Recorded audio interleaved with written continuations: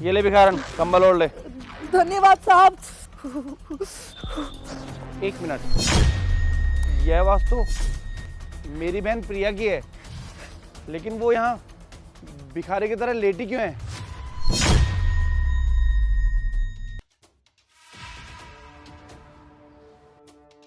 हाँ मनीष, ये तो प्रिया दीदी है, लेकिन ये यहाँ क्या कर रही है? ये बात तो मुझे भी समझ में नहीं आ रही। एक काम करो, ये बैग पकड़ो।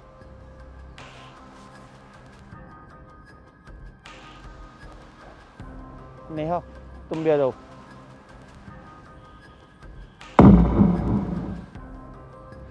सुनो मैडम, आप यहाँ पे इतनी सर्दी में लेटी हुई हैं, आपका कोई घर परिवार वाला नहीं है यहाँ पे? साहब अब मैं आपको क्या बताऊं, कहने के लिए अपने भी है और घर परिवार भी है, लेकिन अब कोई भी मुझसे रिश्ता नहीं रखना चाहता। रिश्ता नहीं रखना चाहता? लेकिन ऐसा कैसे हो सकता है? आपके परिवार में आप मतलब आप यहाँ पे लेटी हुई हैं और आपके परिवार वाले आपसे रिश्ता नहीं रखना चाहते, ऐसा क्या हुआ? जाने दीजिए ना साहब, पुराने जख्म को क्यों खुरेद रहे हो आप? जो हुआ सो हुआ, मुझे इस बारे में किसी से कोई बात नहीं करनी। आप जाओ यहाँ से। देखो, मैं कोई आपको परेशान करने नहीं आया हूँ, बस मैं तो आपसे ये बोल रहा हूँ कि ये जो एरिया है ना, ऐसा इलाका बिल्कुल ठीक नहीं है। आप यहाँ पे इतनी ठंड में सिकुड़ रही हो, मेरे हिसाब से तो आपको अपने घर वालों से बात करके अपने घर चले जाना चाहिए।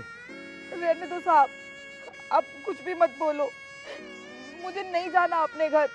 मैं यहीं पे मर जाऊंगी, मुझे चलेगा, लेकिन मैं अपने घर वापस नहीं जा सकती। मेरा अब यही घर है, मैं यहीं ठीक हूँ। देखिए मैडम, ऐसा आखिर हुआ क्या है जो आप अपने घर जाना नहीं चाह रही हो? मैं भी आपके भाई जैसे ही हूँ, अगर आप मुझे बताओगे तो हो सकता है आपका थोड़ा बोझ कम हो जाएगा, और क्या पता शायद मैं आपकी मदद भी कर सकूं। मैं किस्मत की मारी हुई लड़की हूँ साहब, मेरी मदद कोई नहीं कर सकता। और उस दरिंदे ने ना मेरा जीना हराम कर दिया है। मैं उस घर में वापस नहीं जा सकती, वरना वो फिर से मुझे बहुत मारेगा, बहुत टॉर्चर करेगा। मेरा अब कोई अपना नहीं है साहब। उस इंसान ने मुझे भरी सर्दियों में घर से धक्के मार के निकाल दिया। अगर मैं वापस गई ना तो वो मुझे कभी भी नहीं रखेगा। जानवर है साहब, वो जानवर जान से मार देगा मुझे। साहब जी, मुझे ना उसे बहुत डर लगता है। मैंने यहाँ इसलिए बैठी हूँ ताकि वो यहाँ तक ना पहुँचे। देखो, तुम चिंता मत करो, यहाँ कोई नहीं आ रहा है। और तुम मुझे ये बताओ, अगर तुम्हारे ससुराल वाले, तुम्हारा हस्बैंड तुम्हें परेशान कर रहे हैं तो तुम अपने घर भी तो जा सकती हो। मेरा मतलब है कि तुम्हारे पापा मम्मी या भाई भाभी कोई तो होगा तुम्हारे पास में, तुम उनको क्यों नहीं बताती हो? किस मुँह से बताऊँ मैं अपने परिवार वालों को ये सारी बातें? उस इंसान के चक्कर में मैंने सबको छोड़ दिया है साहब। मेरे भाई भाभी, मम्मी पापा सब मुझसे बहुत प्यार करते थे, लेकिन उस इंसान के प्यार के खातिर मैंने सबके प्यार को त्याग दिया। मैंने एक बार भी उन लोगों के बारे में नहीं सोचा कि अगर मैं घर से भाग के उस इंसान के साथ शादी कर लूंगी तो मेरे घर वालों के ऊपर क्या बीतेगी। और शायद मेरे वही कर्म है साहब जो आज मुझे ये सब भुगतना पड़ रहा है। देखो, मैं जानता हूँ कि आपने बहुत बड़ी गलती करी है, लेकिन इस गलती का मतलब ये नहीं है कि तुम अपने घर वालों से कुछ बताओगे नहीं। अरे, हर घर में एक ऐसा इंसान होता है जो कि तुम्हारी बात समझेगा। जैसे मेरे पापा मेरी बात समझते हैं, मेरी वाइफ इसकी सारी बातें इसका भाई समझता है। तो ऐसा कोई तो होगा तुम्हारे परिवार में जो कि तुम्हारी बात समझेगा, तुम्हें माफ़ करने के लिए तैयार होगा। देखो, हर परिवार में कोई ना कोई तो होता है ऐसा। हाँ साहब, बिल्कुल सही बोल रहे हो आप। मेरी भी परेशानियों को समझने वाला था कोई। मुझे कभी भी रोने नहीं देते थे वो।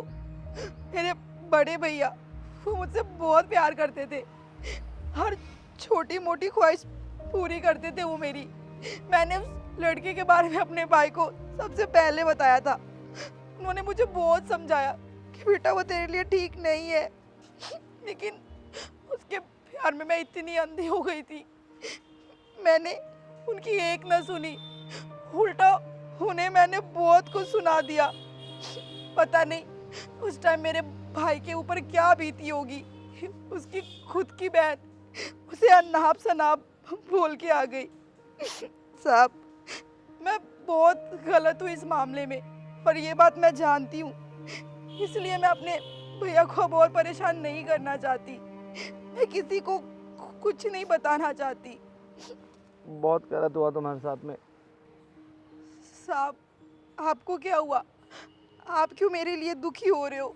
आप क्यों रो रहे हो? मेरी भी एक बहन थी जिसको मैं बहुत ज़्यादा प्यार करता था। हमेशा उसके आगे पीछे घूमता था, हमेशा सही गलत के लिए बताता था मैं उसे कि ये सही है ये गलत है। लेकिन फिर भी उसने इतनी बड़ी गलती करी, और उससे भी बड़ी गलती करी मुझे ना बता के कि वो इतनी परेशान चल रही है। भैया? हाँ बहन, मैं तेरी ये कंडीशन हो गई और तूने हमें कुछ बताया भी नहीं।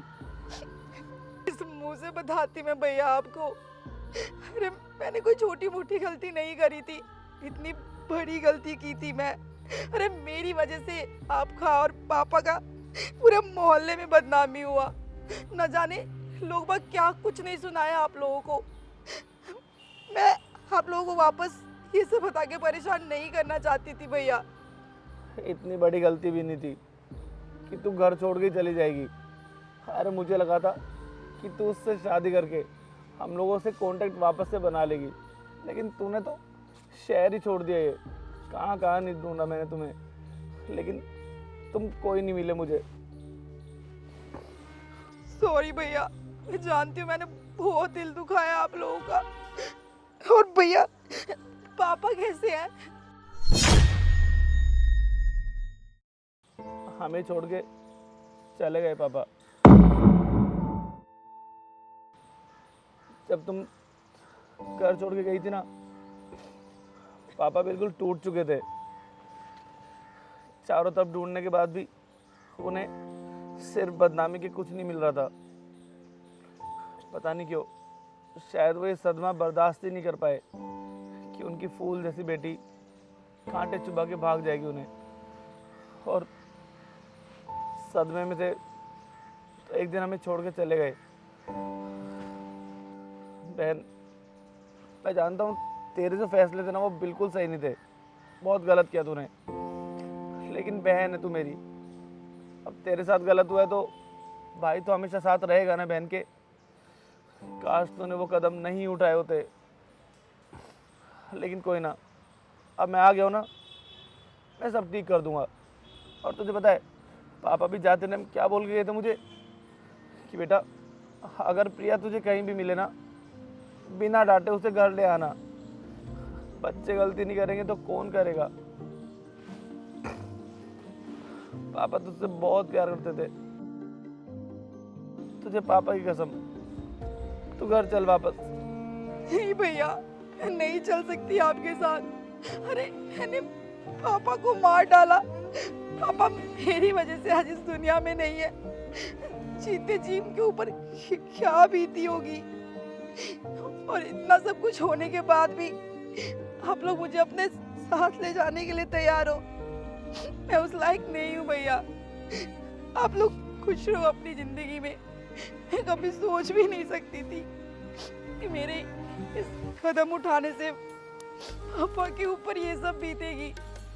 हे भगवान, ये क्या कर दिया मैंने। दीदी, जो होना था वो हो गया, लेकिन अब पश्चाताप करने से कोई फायदा नहीं है।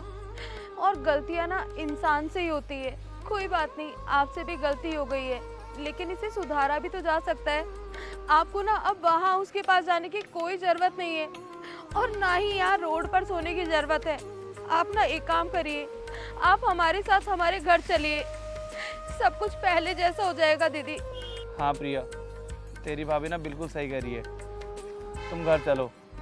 और वैसे भी यहाँ तुम इस कंडीशन में हो ना, तो अगर पापा देख रहे होंगे तो सच में उन्हें बुरा लग रहा होगा। और प्रिया, जिसने तुम्हारी ये हालत करी है ना, उसको मैं छोड़ूंगा नहीं। उसने तुम पे हाथ उठाया, तुम्हें घर से बाहर निकाला ना, देखना उसे ऐसा मजबूर कर दूंगा मैं कि ज़िंदगी में ना वो चलने लायक भी नहीं रहेगा। अरे किसी की फीलिंग्स के साथ में कोई इंसान कैसे खेल सकता है? किसी ने उससे इतना प्यार किया कि अपना घर परिवार सब छोड़ दिया, और उसे उसे बिल्कुल भी फर्क नहीं पड़ रहा। नेहा, सच में दुनिया पता है बहुत बेकार है। आज लड़कियां ना ये कदम उठा तो लेती हैं कि मेरा बाबू, मेरा सोना, मेरा बहुत ध्यान रखेगा, लेकिन वो ना शादी के बाद में बिल्कुल बदल जाता है। अरे शादी से पहले पता नहीं क्या क्या वादे निभाते हैं, लेकिन शादी के बाद में सारे वादों को तोड़ के ना चटनी बना के रख देते हैं वो लोग। और ऐसे लोगों के साथ में ना क्या करना चाहिए मुझे अच्छे से पता है। प्रिया, तुम मेरे साथ घर चलो। और हाँ बहन, देखो जो भी दुख के पहाड़ थे ना, वो सब अब ख़त्म हो चुके हैं।